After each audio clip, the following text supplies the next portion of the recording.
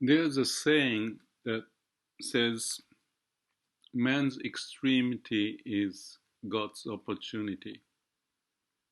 I explain my experience of near death experience, and I felt at ease, no desire, no regret facing death. And it's been a week or more ago when I felt like that. And I'm still alive. And one thought that I want to capture is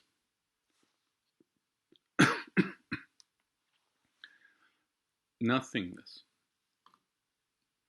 In nothing, absolute nothing, there's everything. And I can say it in different ways.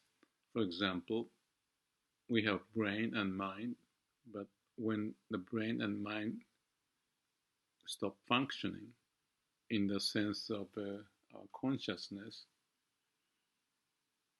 like facing death, there's nothing more to do. Then, in my case, I felt at ease. I felt comfortable as I am. When you do your best and to die, there's that sense of relief. And from that relief, there's still something more out of nothing. So it's like when we stop using our brain, it is as if we can truly listen to our heart, what's at the core of our being, or to feel that expression in the sense of security or settled feeling that you are there. And some mentioned that it's nirvana when I mentioned my near-death experience. And it's nirvana from the sense of our being in this world, but it is nothingness in terms of our mind activity. So when the mind activity ceases its effort, that's man's extremity, because we are so much trained to use our mind to figure out what to do, to communicate, give instruction, learn, acquire knowledge, to make the most of it. But when it's beyond that level, beyond that dimension, is another depth, so to speak. So it's like in the emptiness or the nothingness, there is that absolute power or truth or being, if I may call it. And that's the ultimate security, because there's nothing more. Because the mind has used up your energy, you cannot find it. Then still there is that connection to the source of our being, or we become our being. That's why I said, I am that I am. That's such a strong statement. Whatever the expression came in the Bible or in other scriptures I encountered. I had no idea what that was, but that is to share the idea of man's extremity is God's opportunity.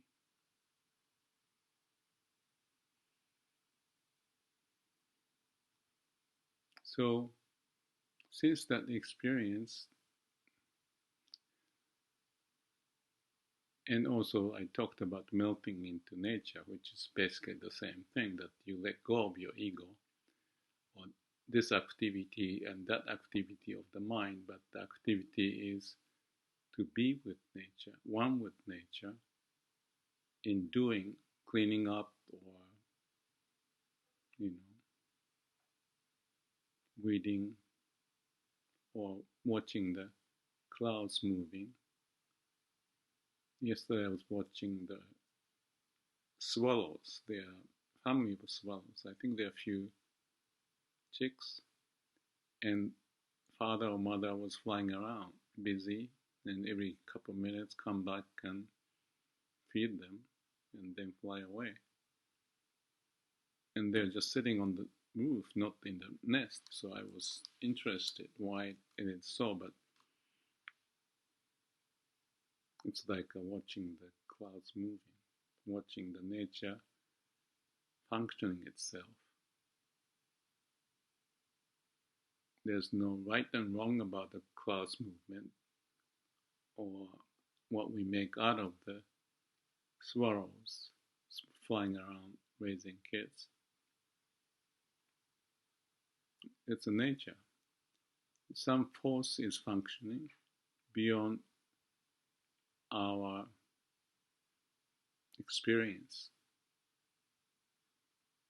We can use our mind and knowledge to explain what that may be, but that subjective experience, experiential wisdom that we sense or feel in our being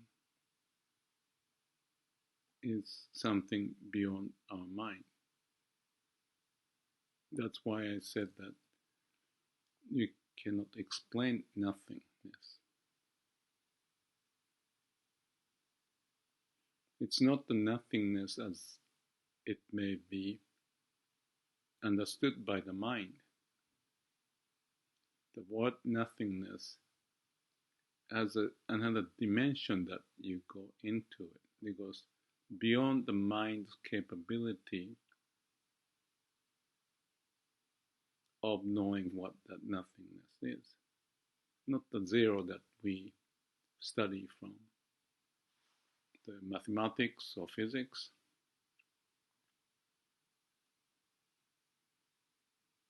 I guess I understood that in India they found zero.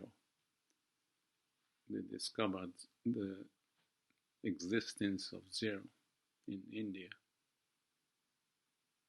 And I think that may have had this, you may call it the spiritual meaning of it, as a foundation of all. For all the other numbers pop up out of nothingness.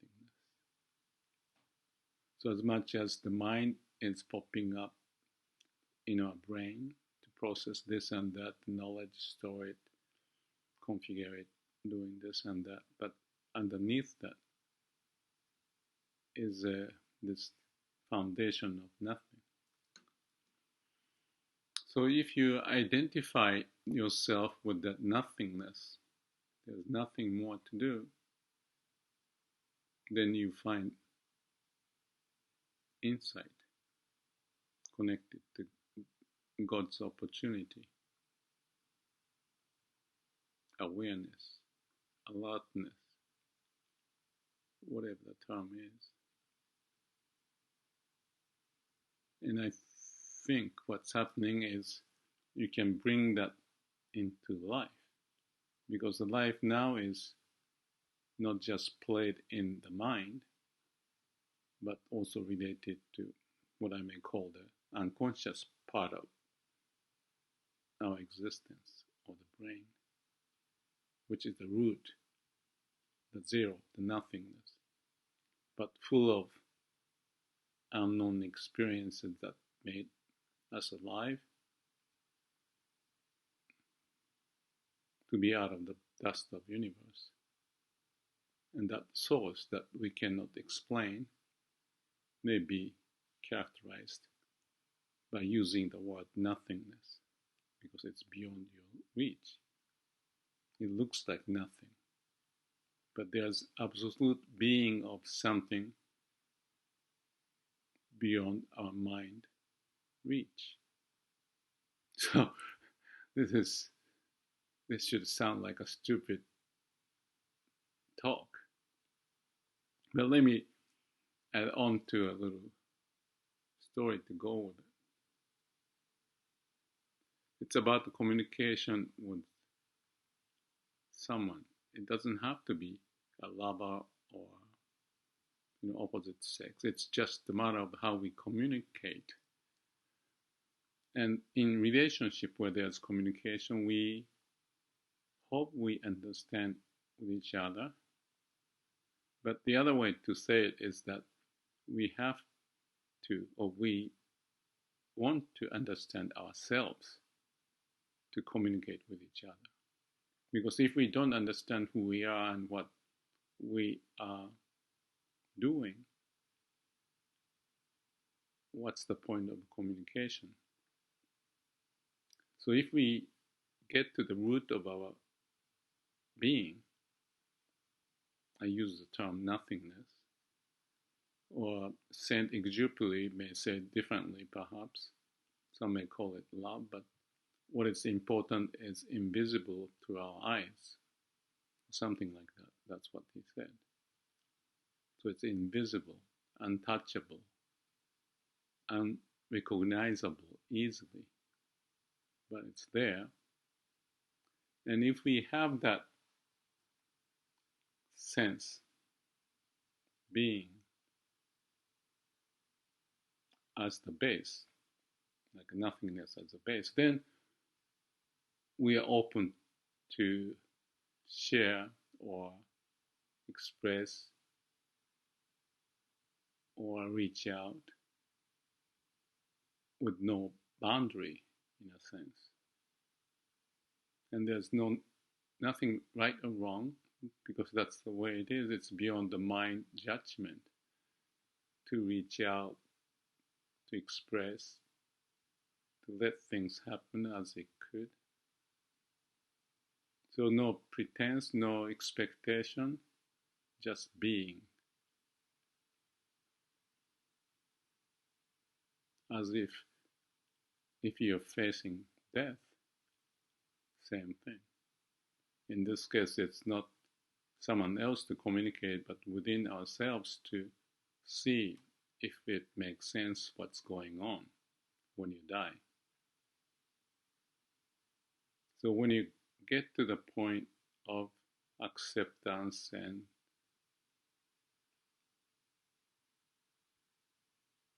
our being nothingness, which is opening up to the unknown. I don't know if I can call it unknown possibility or unknown force. Or you can use the word God. Or I want to use the word nature. If you melt into nature as you are, you're transparent. You become nature and let the nature's way to prevail. Or you can replace the word nature by God. I'm not so comfortable to use it, but I interpret my way about God, which is undescribable, but it could be like, again, the force of nature, the law of nature, the God's will, thy will be done. And if it's seen as ultimate state of being, or natural state of being, to say the least, because that's what it is, before your thinking mind would address it, you just melt into the nature and be comfortable as you are. Okay, so this, what I said, could be ridiculous discussion, and I said it may apply to the relationship, communication, as if to find the basis of our being without any pretense, expectation, but just be. Then we accept, or we just be with the flow of whatever comes, and be sincere and truthful in it.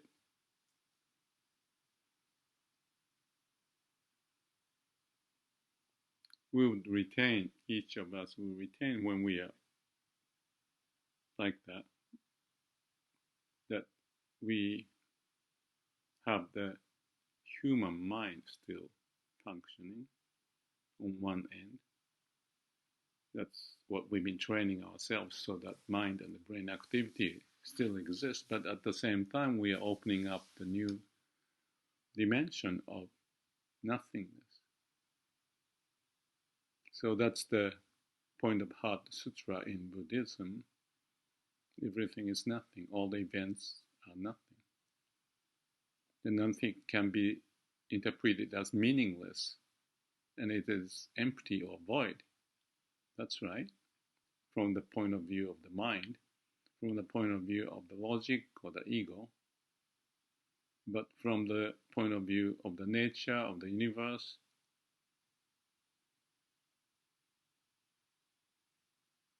that's what it is. Before we are born, after we are dying, after we are dead, it's always will be. And of course we are founded and we are one with that.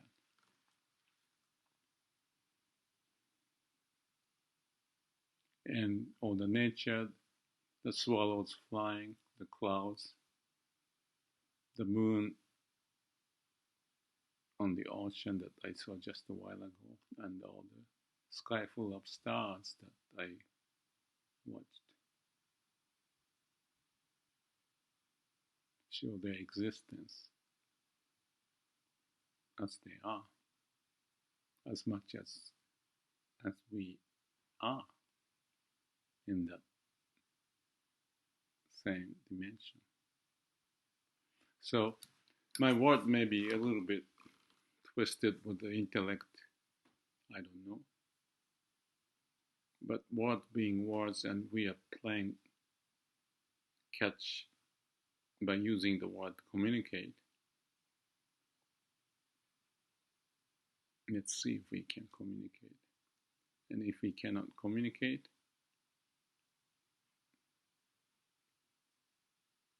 we accept it, like facing death, and be with it. Not imposing anything, not pushing, but emptying and be free, comfortable as we are.